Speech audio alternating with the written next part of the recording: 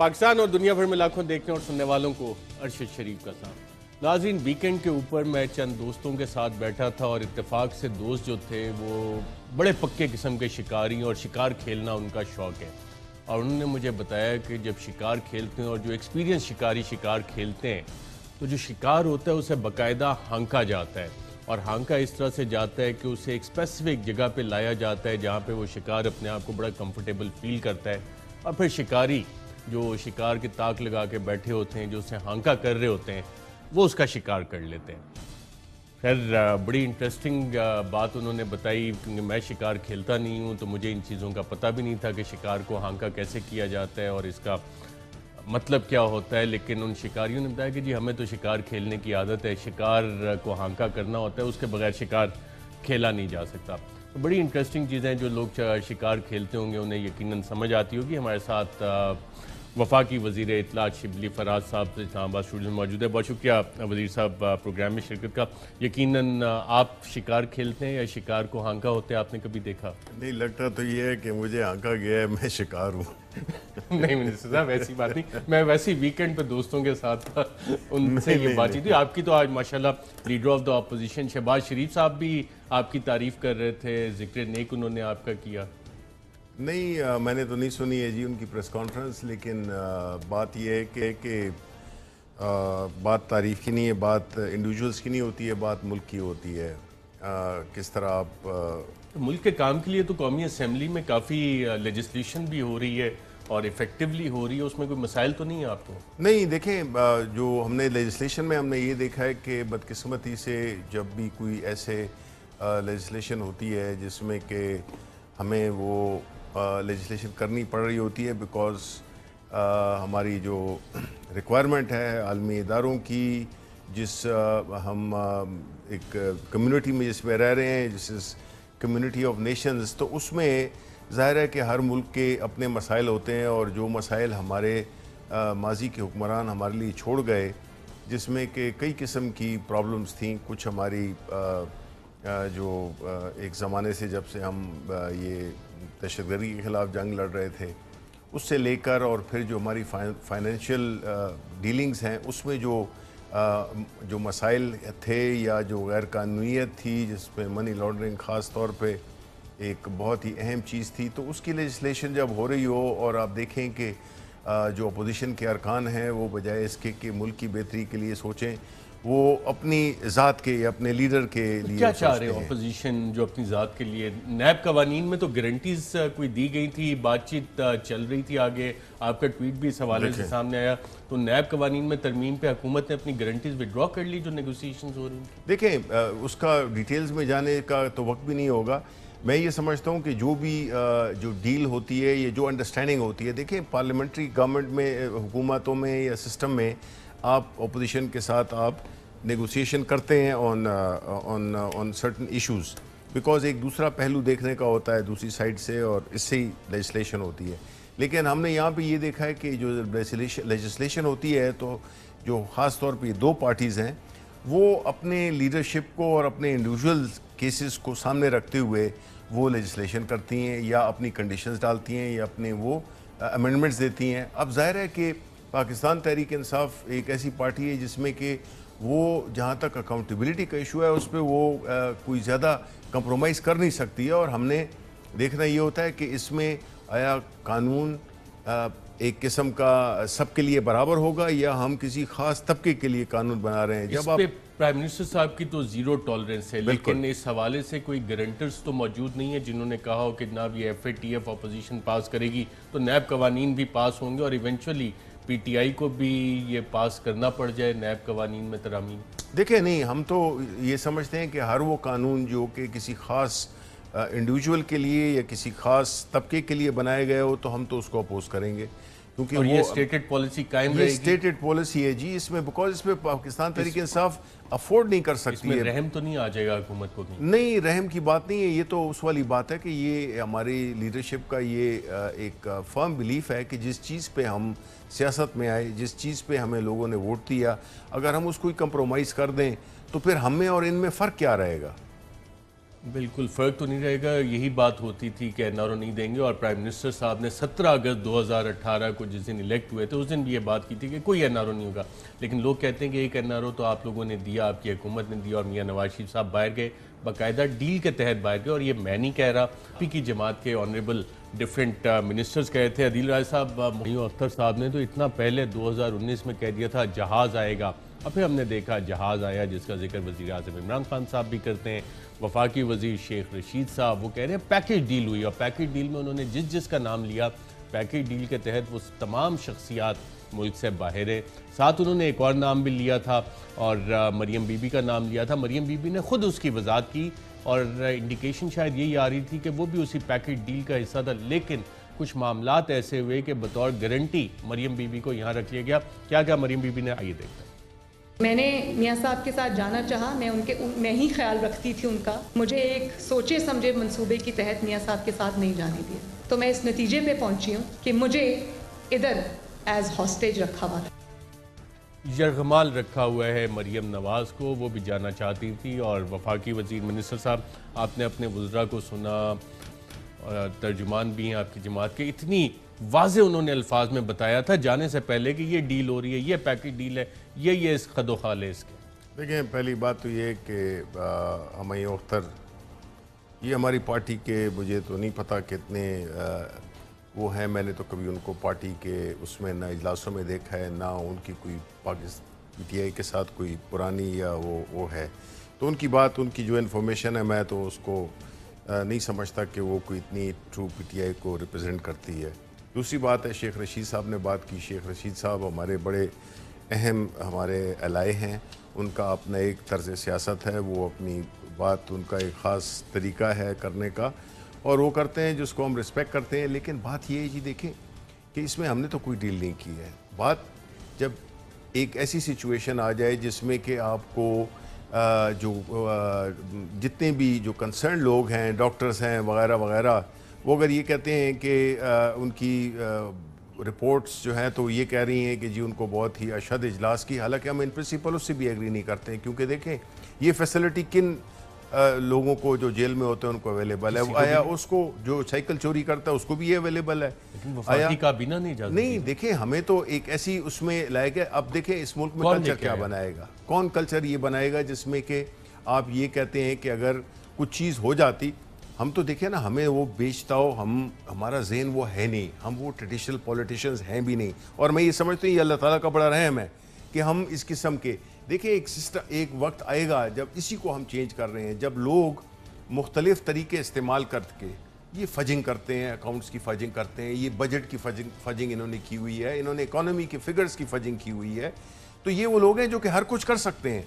तो हम तो एक स्टेट वो हैं जिसमें कि हम ये समझते हैं कि अगर ये चले गए तो किसी उसके तहत, किसी गारंटी के तहत गए, और वो गारंटी किसने दी? वो शहबाज शरीफ ने दी। अब उनके साथ ये वो था कि वो अपना भेजेंगे। अब वो हम देखते हैं कि उन्होंने सियासत भी शुरू कर दी है, वो अपनी पॉलिटिकल वो भी कर रहे हैं, तस्वीरें भी आती हैं, पूरी अपनी नॉर्मली शाहाना ज़िंदगी गुजार रहे हैं। मैं तो ये समझता हूँ किसी को कोई नदामत नहीं है।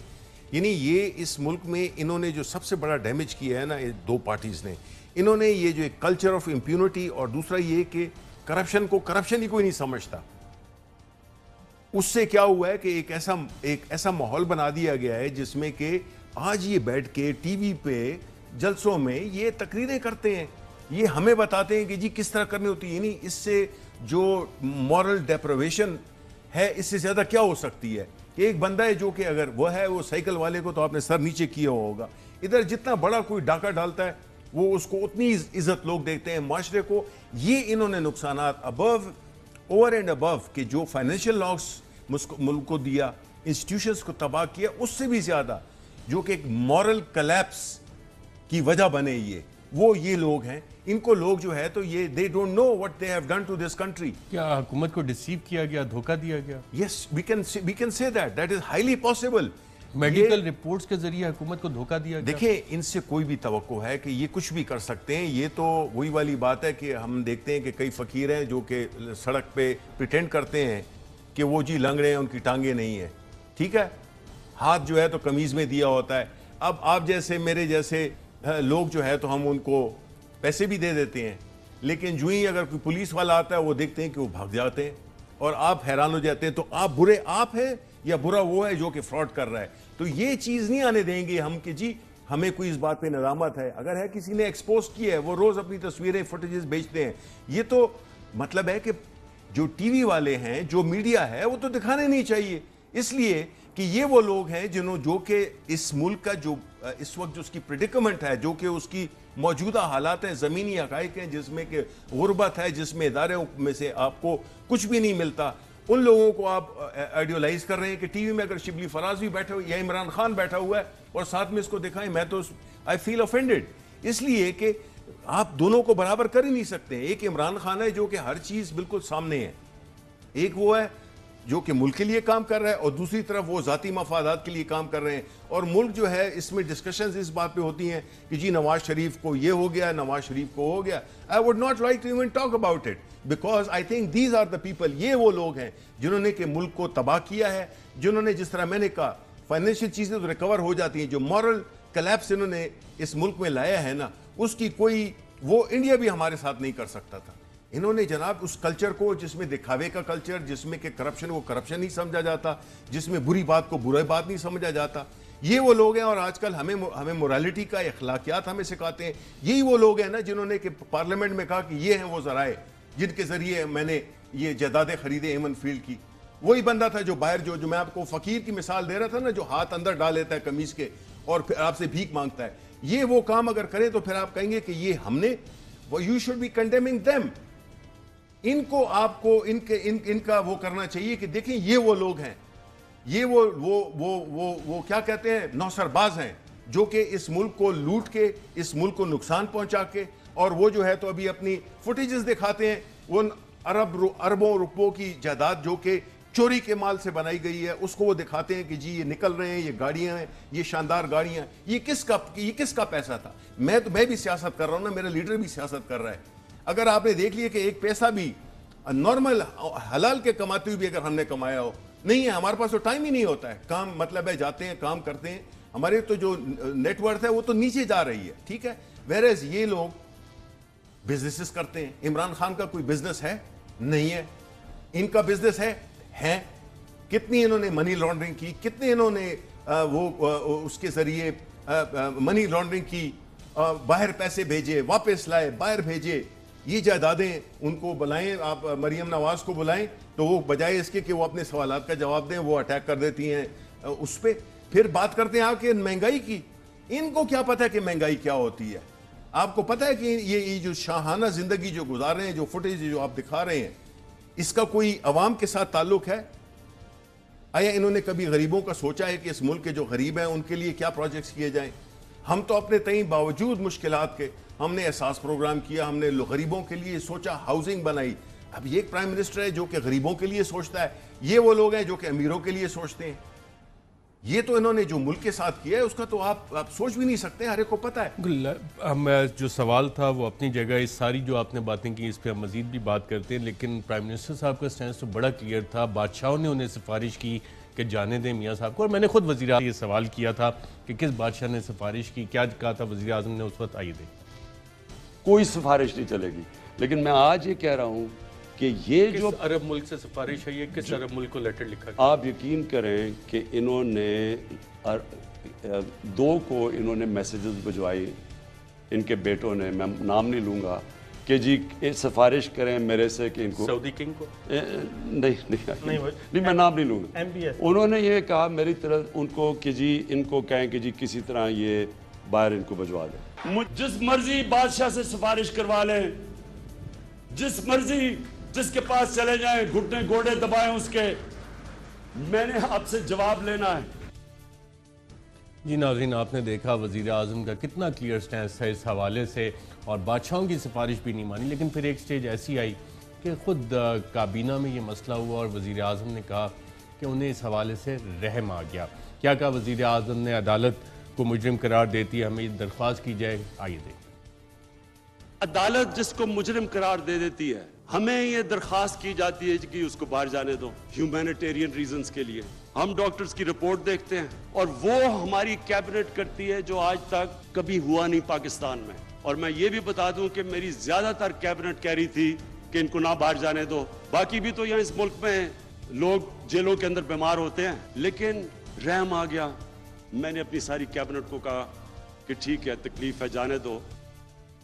जी नाज़रीन, एक कन्विक्टेड मुजरिम को पहले कभी बाहर नहीं जाने दिया गया और वफाकी हुकूमत ने फिर रहम दिली के तहत फैसला किया कि बाहर जाने दिया जाए, और ये चीज़ अब on record Islamabad high court के ऑर्डर में भी आ चुकी है। हुकूमती काउंसिल ने वहाँ पे कंसीड भी इस हवाले से किया। लेकिन जो सवाल मैंने मिनिस्टर साहब से किया था वो अपनी जगह अभी तक मौजूद है कि क्या रिपोर्ट्स मैनेज हुई हैं। और नाज़रीन, पंजाब की वज़ीर सेहत डॉक्टर यास्मीन राशिद साहिबा ने तो वो सिरा भी शायद पकड़ लिया है कि मैनिपुलेशन अगर हुई है तो कैसे हुई होगी। हालांकि उस वक्त काफ़ी प्रेस कॉन्फ्रेंस में उन्होंने बताया था कि मियां नवाज शरीफ साहब की सेहत काफ़ी नासाज है। क्या आप कहें, डॉक्टर्स पे तो शक नहीं है, लेकिन पहली रिपोर्ट नैब की तरफ से आई थी इस हवाले से, तो इस पर हुकूमत कोई वाकई सीरियस तहकीकात लॉन्च कर रही है मिनिस्टर साहब? देखिए, तहकीकात तो ज़रूर होनी चाहिए, इसमें कोई शक नहीं कि कम अज़ कम फिर कोई वो ना कर सके, ऐसी हरकत ना कर सके, और जो भी लूप होल्स हैं। लेकिन मैं आपको फिर कहूँगा, आप जो है ना, देखिए, आप ग्रिल कर रहे हैं या आप सवालात उठा रहे हैं मुझसे एक पार्टी के नुमाइंदे की हैसियत से, ठीक है, बतौर ये सवाल बतौर वज़ीर इत्तलात, ओके वज़ीर इत्तलात, ठीक है। मैं ये चाहूँगा कि ये सवालात इनसे पूछे जाएं, because they are capable of doing any sort of thing. इनसे कोई, देखो, कतरी खत ले आए, हुकूमत इतनी पावरफुल, वफाकी हुकूमत, इतनी बड़ी पंजाब की हुकूमत, इधर उन तो सबको मामू बना दिया। नहीं, देखें, ये तो जो होते हैं, जो प्रोफेशनल्स होते हैं, वो तो हर किस्म की, आप अजीब बात कर रहे हैं। ये नहीं, कई दफ़ा हमने अच्छे अच्छे लोगों को देखा है, उनको वो कर दिया जाता है। ये तो कोई बात नहीं हुई। और ये तो मतलब है कि एक ऐसी सिचुएशन है जिसमें कि पूरे मुल्क का, जब हम बात करते हैं ना कि इदारों को तबाह कर दिया, वो ये है, जो मॉरल कलैप्स है, वो यही चीज़ें हैं जिसमें कि लोग can be bought and sold. और इन्होंने हमेशा ये किया है, इनकी सियासत का महवर यही रहा है कि आप किसी को खरीद लो या उसको ब्लैकमेल करो, उसको काना कर दो, उसको ये कर दो। इस केस में कोई काना हुआ, कोई ब्लैकमेल हुआ या किसी को खरीदा गया? मे बी हुआ, I am sure, this is possible. It is not कि मैं एम सेइंग कि जी I can put my finger on it. लेकिन ये आप पाकिस्तान में रह रहे हो भाई, एक ऐसे जिसमें कि ये 30 साल से 35 साल से ये लोग हुकूमत करें, इन्होंने एक ऐसे कल्चर को फरोग दिया है जिसमें कि देखा ये जाता है कि किसने कितने पैसे बनाए, ये नहीं देखा जाता कि किस तरह से बनाए हैं। उसमें आप जैसे, मेरे जैसे लोग जो कि ईमानदारी के साथ काम करते हैं, और आपके सामने से ये गुजर जाएंगे, करोड़ों की गाड़ी में गुजर जाएंगे। हम मेहनत कर रहे हैं, ये दूसरा काम कर रहे हैं। ये बराबर हो ही नहीं सकता, इसमें मुल्क तरक्की कर ही नहीं सकता जब तक लेवल प्लेइंग फील्ड होगी। और वो माशरा जिसमें कि लोगों को परखा जाएगा पैसे की बुनियाद पे, जिसमें कि लोगों को परखा जाएगा कि ये कितना तेज आदमी है। यहाँ पे तेज आदमी, शरीफ आदमी का जो कहना है, शरीफ जो है वो किया जाता है। ये मैं इनकी बात नहीं कर रहा हूँ, जो टर्म कि जी बड़ा शरीफ आदमी है, इसका मतलब है कि ये ना कोई फ्रॉड कर सकता है, न ये चक्कर दे सकता है, ये जो है तो बड़ा सादा सा आदमी है। तो शरीफ को यूफिमिस्टिकली इन्होंने, यानी उसकी जो ये जो इस्तिलाह है उसको इन्होंने ऐसा बना दिया कि किसी को शरीफ करना, मुझे कोई अगर शरीफ कहता है, मैं आई गेट अपसेट। जो कोई कहता है कि जी शिबली शरीफ आदमी है, आई गेट अपसेट, बिकॉज मुझे पता है कि इसकी कॉनोटेशन क्या है। ये कल्चर इन्होंने इस मुल्क में बना दिया है जिसमें कि आपकी जो शराफत है वो आपकी लाइबिलिटी बन गई है, और आपका तेज होना, आपका धोखा देना, आपका फ्रॉड करना, आपका चीजों का हासिल करना, इसको आप रिवॉर्ड कर रहे हैं। ये कल्चर बना दिया है ना। तो मैं ये तो कह रहा हूं, ये काम तो हमारा जो बदतरीन दुश्मन इंडिया है वो भी हमारे साथ नहीं कर सकता था। इन्होंने इस कल्चर को फरोग दिया है। दैट्स व्हाई आई से कि इन्होंने इनका जो डैमेज है वो बहुत ही मुश्किल से, उसमें दहाइयां लगेंगी उसको, हम अगर आज सफर शुरू करें टू रिस्टोर दैट। वफाकी वजीर शिबली फराज साहब, बहुत शुक्रिया प्रोग्राम के इस सेगमेंट में शिरकत करने का। नाज़रीन, यहाँ पे एक वक्फा लेंगे, वक्फे के बाद दोबारा आपकी खिदमत में हाजिर होते हैं। वेलकम बैक नाज़रीन, हमारे साथ इस वक्त मौजूद हैं साबिक वज़ीर आज़म पाकिस्तान शाहिद खाकान अब्बासी, MNA है पाकिस्तान मुस्लिम लीग नवाज़ के। बहुत शुक्रिया प्रोग्राम में शिरकत करने का। आज नाज़रीन, अपोजिशन की तरफ से एक प्रेस कॉन्फ्रेंस भी हुई जिसमें हुकूमत की 2 साल कारकर्दगी पे एक बाकायदा तौर पर वाइट पेपर भी जारी किया गया, जिसमें मईशत के हवाले से, फॉरेन पॉलिसी के हवाले से, पावर की पॉलिसी के हवाले से, कर्ज के 2 साल में जो जो इकदाम किए हैं उस हवाले से हर चीज़ को, हर फिगर को चैलेंज किया गया। और उस वाइट पेपर के चंद चीदा नुकात थे जो लीडर ऑफ द अपोजिशन कौमी असम्बली में शहबाज शरीफ साहब ने बयान किए। क्या कहा उन्होंने, आइए देखते हैं। चीनी की कीमत 100 रुपए से ऊपर चली गई और चीनी अब इंपोर्ट की जा रही है। ये तारीख में पहली मर्तबा है 72 साल में कि गंदम की कटाई का सीजन अभी खत्म नहीं हुआ कि गंदम अवेलेबल नहीं, और आज लोग आटे और गंदम को तरसते हैं। आसमान से कीमतें बातें कर रही हैं। तेल की कीमत तो ले लें, तारीख में सबसे बड़ा धचका इन वन गो अभी चंद महीने पहले इन्होंने तेल की कीमतें बढ़ा दी, जबकि दुनिया में तेल की कीमतें आज जमीन पे आ चुकी है। बेपनाह इन्होंने बिजली की कीमतें बढ़ाई ताकि सर्कुलर डेट को कहीं काबू किया जा सके, लेकिन सर्कुलर डेट ना काबू आया और बिजली की कीमतें वो भी आसमान से बातें कर रही हैं। बिजली वाफर मिकदार में मौजूद है, लेकिन इस हुकूमत की नालायकी, नाअहली और बदतरीन इनकॉम्पिटेंस का नतीजा है कि आज बिजली की भी लोड शेडिंग होती है पाकिस्तान में। 40% इन्होंने रुपए की कदर कम कर दी और उसके बावजूद भी एक्सपोर्ट्स में कोई खातिर खा कोई इजाफा ना हो सका। Second time in Pakistan history 1952 में जीडीपी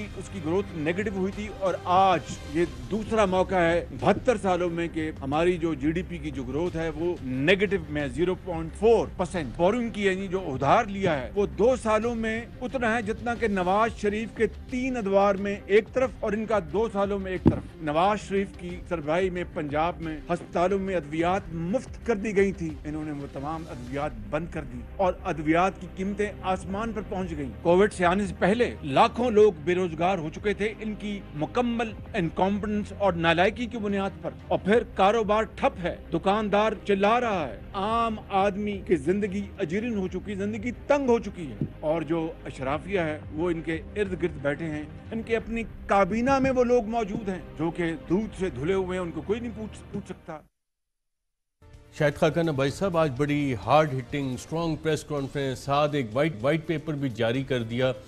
शिकार हांका करने का इरादा है? शिकार हांका कर रहे हैं? क्या कर रहे हैं? शिकार को हाँक रहे हैं। हाँक रहे? नहीं, शिकार को हाँक नहीं, शिकार खुद अपने आप को हाँक रहा है।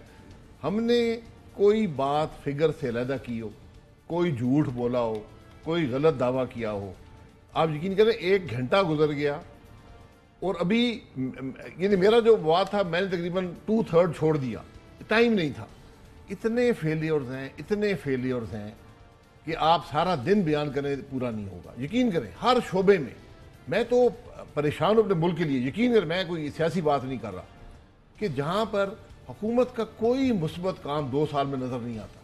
हुकूमत परेशान हूं अपने मुल्क के लिए। यकीन करें मैं कोई सियासी बात नहीं कर रहा कि जहां पर हुकूमत का कोई मुस्बत काम 2 साल में नजर नहीं आता। हुकूमत तो कहती है कि सब चीज़ें बेहतरी की तरफ जा रही हैं और जितने स्ट्रक्चरल प्रॉब्लम्स थे उनको हम एड्रेस कर रहे हैं और बेहतरी की तरफ हम सफ़र करेंगे। आपकी फिगर्स माने अवाम या हुकूमत के अदाद व शुमार मांगे? उन्होंने भी 2 साल अपनी कारकर्दगी पेश की। अवाम किसी की बात ना माने, अवाम हक़ाइक़ को देखे। क्या आज आटा 75 रुपये का नहीं बिक रहा? क्या आज चीनी 110 की नहीं बिक रही? ये 53 रुपये की चीनी थी। चीनी इसी मुल्क में पैदा होती है, वो क्यों महंगी हो गई? आटा 35 रुपये का बिकता था, आज 75 रुपये का है।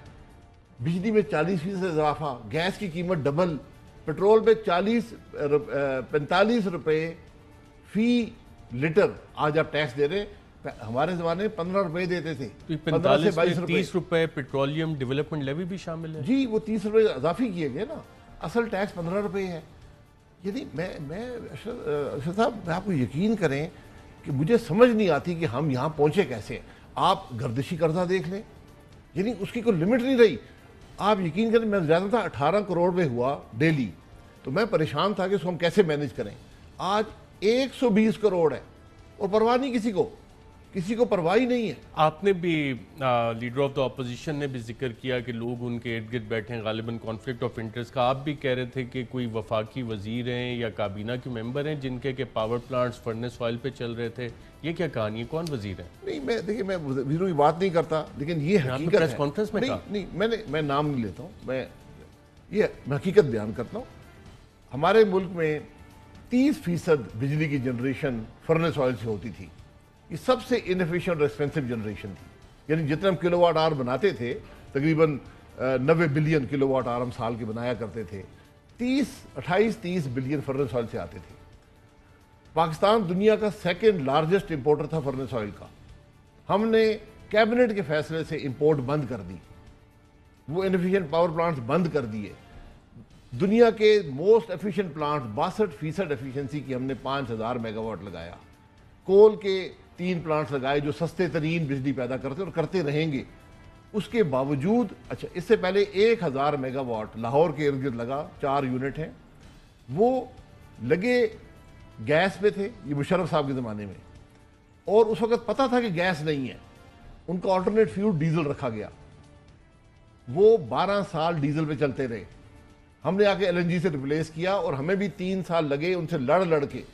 उन्होंने कभी कॉन्ट्रैक्ट दिखाएं, कभी क्या दिखाएं, बहरहाल हमने उनको कन्वर्ट किया गैस के ऊपर। उनकी प्रोडक्शन की कीमत 1/3 हो। अच्छा, एक थोड़ी आज वो मुश्किल फिर आप कर रहे हैं। आसान कर दें, वो SAPM हैं या वफाकी वजीर हैं? ये पता नहीं, सारे ऐसे पीएम भी हैं, वफाकी वजीर का ओहदा भी रखते हैं, ये सब ऐसे ही हैं। यानी आप यकीन करें कि SAPM जो है वो मिनिस्ट्री का इंचार्ज नहीं हो सकता। यहाँ SAPM मिनिस्ट्री के इंचार्ज बने हुए हैं। शहरियत भी पाकिस्तान की नहीं है। SAPM का नाम नहीं लेते हम, SAPM का ही पावर प्लांट है। उनका पावर प्लांट है, वो शहरियत भी पाकिस्तान की नहीं रखते। सबसे बड़ी यानी अजीब बात मैं जा रहा था सैफ पावर की तरफ, आप मुझे नदीम बाबर साहब के ओरिएंट मैं नदीम बाबर साहब मेरे दोस्त हैं, मैं किसी का नाम नहीं लेना चाहता, मैं इस मुल्क की बात कर रहा हूं। शहरियत तो वही रखते हैं। आज आप फिर डीजल पे पावर जनरेट करते रहे हैं, यानी कि नदीम बाबर साहब का पावर प्लांट डीजल पे करता रहे। 4 प्लांट 1000 मेगावाट डीजल पे चलते रहे हैं। मुझे आप सऊदी अरब में दिखा दें कि कोई पावर प्लांट बेस लोड यानी हम हर वक्त डीजल पे चल सकता है। ये वो नाकामियां हैं। दुनिया की सस्ती तरीन LNG आपको मुयसर थी, आपने नहीं दी।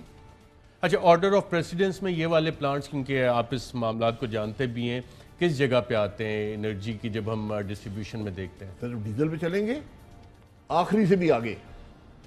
यानी जब आप पूरा पाकिस्तान चला पहले लेंगे, कौन सा फायर होना चाहिए था? पहले सबसे पहले 3 कोल के चलते हैं, जो 3 कोल के नए प्लांट्स लगे वो चलते हैं। उसके बाद LNG के प्लांट्स चलते हैं जो एफिशिएंट हैं। फिर जो हमारे डेडिकेटेड गैस है, जैसे उच्च पावर है, ये प्लांट्स हैं, ये चलते हैं क्योंकि उनकी फ्यूल कॉस्ट कम है, लोकल फ्यूल है और वो वहीं पे वो चलते हैं। तो लेकिन जब आप सब कुछ चला लें उसके बाद आप डीजल जनरेशन पे आते हैं। जब उसके बावजूद अगर आपको रिक्वायरमेंट हो फिर आप इनको आप सारे पाकिस्तान की बिजली जला लें उसके बाद डीजल जनरेशन का नंबर आता है। तो इन्होंने डीजल जनरेशन पे पहले क्यों चले गए? इसलिए कि LNG इंपोर्ट नहीं की, 5000 LNG बंद पड़ा हुआ था। पिछले साल भी यही किया ये था। प्लांट्स भी LNG पे चलते हैं, जब LNG होगी तो चलेंगे। तो इसमें क्या IPP रिपोर्ट के मुताबिक जब डीजल दिया जाता है तो जो पेट्रोल की मद में पैसे दिए जाते हैं, जो फ्यूल कॉस्ट की मद में दिए जाते हैं, उसमें प्रॉफिट ज्यादा होता है? इसमें प्रॉफिट ज्यादा होता है। तो इस वजह से ये काम किया गया। बतौर साबिक वजीर और साबिक वजीर आजम आप ये बात करें, इस वजह से ये काम किया गया? देखिए, मैं फिर किसी पर इल्जाम नहीं लगाना चाहता, लेकिन हम जनरल बात कर रहे हैं, किसी का नाम नहीं। ये बड़ी अजीब बात है कि LNG दुनिया की सस्ती तरीन कीमतों पे मुयसर है। सस्ती तरीन यानी जो हमने कॉन्ट्रैक्ट किए थे वो $3.5 के करीब LNG आ रही थी। बाजार में स्पॉट पे आपको $2.5 $2 के कार्गोज मिल रहे थे। आपने वो इंपोर्ट नहीं किया, आप डीजल पे पावर जनरेशन शुरू कर दी।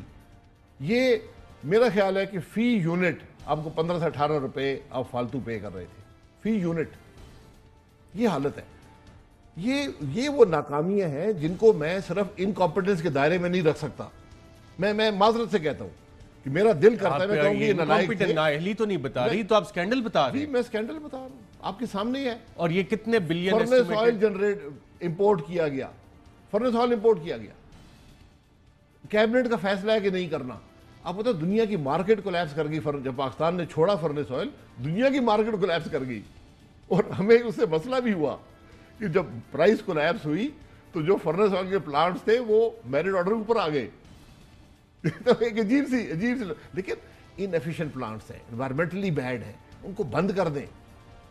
ये बड़ी अजीब बातें हुकूमत में हुई हैं। रिपोर्ट जो वजीर आज़म ने खुद एक कमीशन बनाया था उसमें भी यही चीजें आइडेंटिफाई हुई और उसके बावजूद आप कह रहे हैं ये काम चलते सर, ये कमीशन बनाए जाते हैं अपनी चोरी को छुपाने के लिए। चीनी की कमीशन आप देख लें कि चीनी का कमीशन जब से बना है उस वक्त कीमत 65 रुपए पे थी, आज 110 पे है। उस कमीशन के बाद 45 बढ़ गई है। और कमीशन ये डिटरमिन नहीं कर सका अपने 347 सफ़े में कि कीमत बढ़ने की वजह क्या है जिसके लिए कमीशन बना था। उसने सब कुछ कहा, उसने कहा शायद अब्बासी ने भी एक्सपोर्ट की सब्सिडी दी थी, बिल्कुल दी थी, कौन कहता नहीं दी थी। लेकिन असल इशू ये था कमीशन के सामने कि ये पता करो कि कीमत क्यों बढ़ी है चीनी की और उसका जिम्मेदार कौन है। इन दोनों चीज़ों का जवाब उस कमीशन ने नहीं दिया, दुनिया की हर बात की। मैं माजरत है साहब, अजीब आज जो मुल्क के हालात हैं, ये एक ज़माने में बनाना रिपब्लिक्स हुआ करती थी 60 के अशरे में, साउथ अमेरिका में, कुछ ये कैरिबियन में, कुछ अफ्रीका में बनाना रिपब्लिक्स थी जिनका हर काम इर्रेशनल होता था, यानी अक्ल उनके काम को तस्लीम नहीं करती थी, उनके बाद में कोई लॉजिक नहीं होती थी। हम आज बनाना रिपब्लिक बन गए हैं। अच्छा, उन वजूहात की तरफ भी आते हैं। सर्कुलर डेट जो वजीर साहब है उन्होंने कहा था ये तो बिल्कुल ख़त्म हो जाएगा। आप आज प्रेस कॉन्फ्रेंस में इतने बड़े बड़े फिगर्स दे रहे थे कि 2.2 ट्रिलियन हो गया सर्कुलर डेट, कैसे बढ़ा? मैं नहीं कह रहा हूँ, आप गवर्नमेंट के नंबर देख लें। बड़ा कैसे सर्कुलर बड़ा डेट? कैसे हुकूमत तो खत्म कर रही थी इसको इस साल। कलेक्शन कम हो गई है, आप बिजली ज़्यादा जनरेट कर रहे हैं क्योंकि डिमांड, जब हमने डिमांड ख़त्म की तो बिजली ज़्यादा जनरेट होनी शुरू हो गई। जब लोड शेडिंग हो रही थी, बिजली नहीं थी, Pakistan 90 billion kilowatt hour generate कर रहा था। हुकूमत कहती है आप महंगे मुआहदे करके चले गए थे। हुकूमत से ये पूछें कि महंगे मायदों का सेक्टर डेट से क्या ताल्लुक है। हमने जो 9000 मेगावाट किया, 5000 LNG based, 4000 coal based, cheapest generation है पाकिस्तान की। हमने नंदीपुर को कन्वर्ट किया फर्नेस ऑयल से LNG पे। हमने ये 4 डीजल के कन्वर्ट किए 1000 मेगावाट इनटू LNG, इनको 1/3 कीमत कर दी। रौश पावर प्लांट जो कि एक और वफाकी वजीर की मलकियत है, बंद पड़ा था, गैस नहीं थी, उसको शुरू किया, 450 का प्लांट है, वो शुरू हुआ। नीलम जेलम मुकम्मल हुआ, तरबेला 4 मुकम्मल हुआ। ये 12000 मेगावाट से ज़्यादा जनरेशन है। इसमें सिर्फ नीलम जेलम और तरबेला 4 बेस लोड नहीं है, ये पानी से चलते हैं। बाकी हर चीज़ 11000 से ज़्यादा base load efficient generation online आई। ये सारी चीज़ें हैं, लेकिन वफाकी वजीर उमर अयूब साहब कहते हैं कि जो कैपेसिटी पेमेंट्स का फंदा है वो आप इस हुकूमत के गले में डाल के गए हुए हैं। कैपेसिटी पेमेंट्स हमेशा रही है, नई बात तो नहीं है। कैपेसिटी, आप मुझे ये बताएं, मसलन आप ये डीजल पे पावर जनरेट कर रहे हैं, इस पे कैपेसिटी पेमेंट होगी 2 सेंट, फ्यूल कॉस्ट होगी 12 सेंट। ये जो हमने LNG के प्लांट्स लगाए ना, इनकी कैपेसिटी पेमेंट है 1.7 सेंट्स। ब्रांड न्यू प्लांट्स हैं, दुनिया के एफिशिएंट तरीन है। आप उसको हब से कंपेयर करें जो पुराना 1993 का लगा हुआ है, उसकी कैपेसिटी पेमेंट आज भी 2.4 सेंट है। उसकी फ्यूल कॉस्ट डबल है of the fuel cost of the LNG। लेकिन हुकूमत ने तो अब IPPs के साथ मुआहिदा कर लिया और ये सारी चीज़ें हुकूमत कह रही है कि जो आप लोगों ने मिसमैनेजमेंट की थी, जो मुआहिदे किए थे, वो सारे रीनेगोशिएट भी कर लिए और इसका फ़ायदा आवाम को पहुँचना शुरू हो जाएगा। आप पुरुमीद हैं इस हवाले से जो मुआहिदा किया गया है वो इम्प्लीमेंट हो जाएगा? मैं झूठ से पुरुमीद नहीं हो सकता, मुझे हक़ाइक़ मुहैया करें ना। हमारी हुकूमत ने सिर्फ 7 IPP से मुआहिदा किया, 3 कोल के हैं, 4 LNG के हैं। एफिशिएंट तरीन जनरेशन है, उससे सस्ती जनरेशन पाकिस्तान में नहीं है। अब ये बात कर रहे हैं 13 पावर प्लांट्स की। मैं एक शिक उसकी पढ़ के, मुझे एक और एंकर ने पूछा था, मैंने वो उसी वक्त वायदा पढ़ के हर शिक पे उनको बताया कि यहाँ पे फ़ायदा होगा हुकूमत को, यहाँ पे IPP को फ़ायदा होगा और यहाँ पे मुझे मजीद देखना पड़ेगा कि एग्रीमेंट में क्या बातें आती हैं। मैंने जो MOU देखा है वहाँ हुकूमत को तो फ़ायदा ही नहीं, वो तो IPPs को सारा फ़ायदा दिया। एग्जैक्टली, फिर आपने मेरी बात कर दी, मैंने आपसे को नहीं कहा, आपने वही बात कर दी। एक शिक है जिसपे मुझे शुबा गुजरता है कि शायद हुकूमत को फ़ायदा हो जाए, उस अभी एग्रीमेंट हुआ नहीं है। अभी उनके नाम जब सामने आएंगे ना, फिर हकीकत आपको पता चलेगी और फाइनल एग्रीमेंट भी सामने आएगा। कीमतें आजकल बढ़ रही हैं और सवालात तो बहुत सारे उठा दिए, लेकिन सोल्यूशन आपने कोई नहीं दिया। अब अपोजिशन जो है एक ग्रैंड अलायंस इत्तेहाद बना के स्ट्रीट एजिटेशन का भी प्लान कर रही है। देखिए, अभी जिसको आप APC कहें या ग्रैंड अलायंस कहें, उसकी भी मीटिंग होनी है, वहाँ पे एक मुतफ़िका लाएमल का इंशाल्लाह फैसला होगा, उसी पर चला जाएगा। अब शायद सब बड़ी जमातें अपोजिशन में इस नतीजे पर पहुँची हैं कि अब हम इंडिविजुअल पॉलिटिक्स नहीं कर सकते, मुल्क के हवाले से हमें अब एक कलेक्टिव एफर्ट करनी पड़ेगी कि मुल्क के मसाइल को हल किया जाए, अवाम को रिलीफ दिया जाए। आप यकीन करें ये इक़्तिदार की जंग नहीं है, आज ये पाकिस्तान की जंग है। और मौलाना फजलुर रहमान साहब से शहबाज शरीफ साहब की मुलाकात मुतवक्को है? जी इंशाल्लाह जल्द मुलाकात हो रही है। कल हो सकती है? उम्मीद है जी कल हो जाएगी। कल 11 बजे हो सकती है?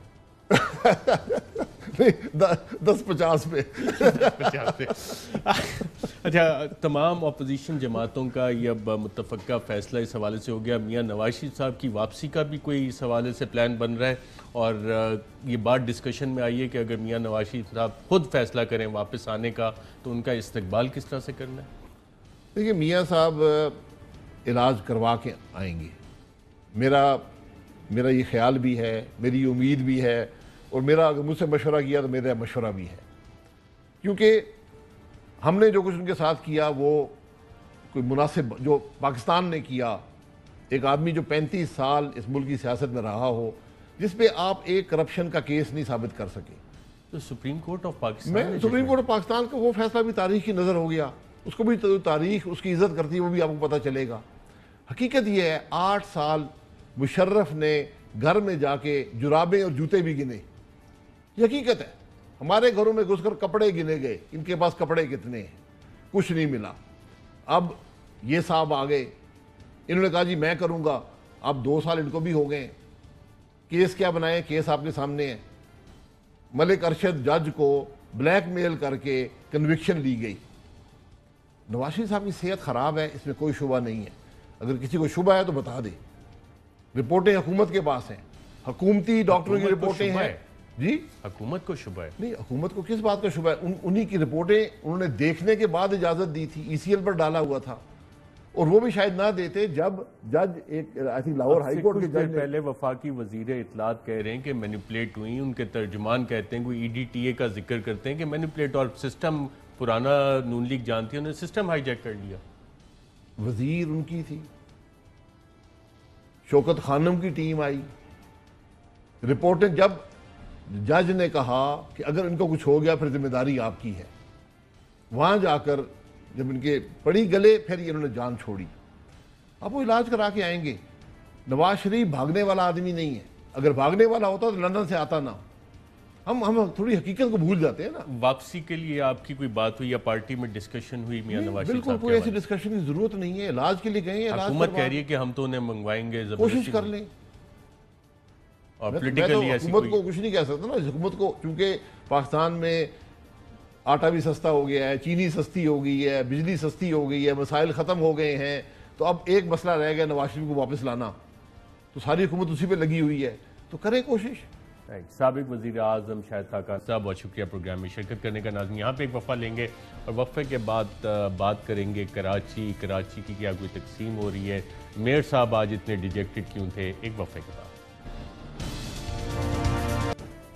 वेलकम बैक नाज़रीन। आज कराची के मेयर वसीम अख्तर साहब, उन्होंने एक बड़ी इमोशनल किस्म की प्रेस कॉन्फ्रेंस की, और बज़ाहिर लग ये रहा था कि शायद आप दीदा भी हो गए। कराची की तकसीम का क्या मामला है, इस हवाले से बात करेंगे। हमारे साथ मौजूद है मुत्तहिदा कौम पाकिस्तान के रहनुमा फैसल सदवाई साहब। बहुत शुक्रिया फैसल सदवाई साहब प्रोग्राम में शिरकत करने का।